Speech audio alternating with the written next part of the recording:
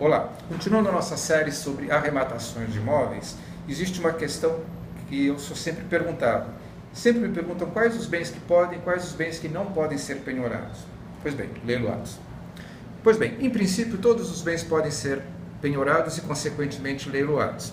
As exceções são os bens previstos na lei do bem de família, que são considerados impenhoráveis, e alguns artigos que são considerados impenhoráveis por força do Código de Processo Civil. São aqueles bens básicos da utilização da casa, na pessoa que tem uma profissão manual, um artesanato. Esses bens são impenhoráveis, até porque são normalmente bens de valores muito pequenos e são essenciais à subsistência da pessoa. Então, atendendo esses princípios da dignidade humana, da exceção, do excesso de onerosidade do processo, esses bens são considerados não penhoráveis.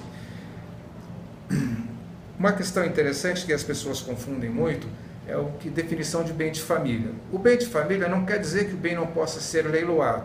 Quer dizer que anteriormente à possibilidade dele ser ou não leiloado, ele não pode ser penhorado. Tanto é que a definição que se tem dessa situação é de que os bens são impenhoráveis. E se eles são impenhoráveis, obviamente eles não podem ser leiloados.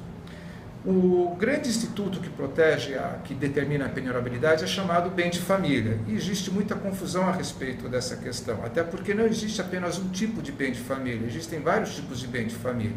O que normalmente as pessoas conhecem é o bem de família da Lei 8.009, que trata daquele imóvel no qual a pessoa reside e tal.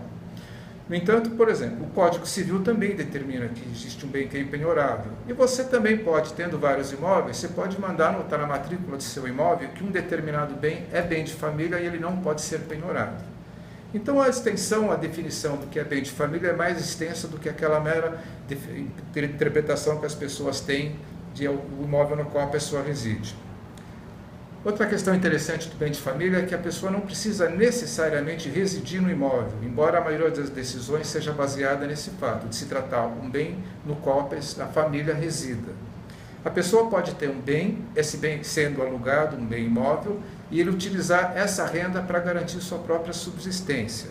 Então, essa situação também pode ser interpretada como bem de família e vai ter a proteção.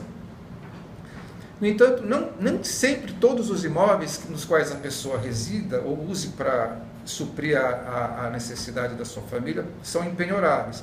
Existem algumas situações que o imóvel pode ser penhorado, embora seja aparentemente um bem de família. Por exemplo, se você tiver contra você ou a pessoa tiver uma ação cobrando dívida de condomínio, pode ocorrer a penhora do apartamento. E esse imóvel vai ser penhorado e vai ser leiloado. As dívidas que são de contratos de fiança de locação também determinam que esse mesmo bem pode ser penhorado.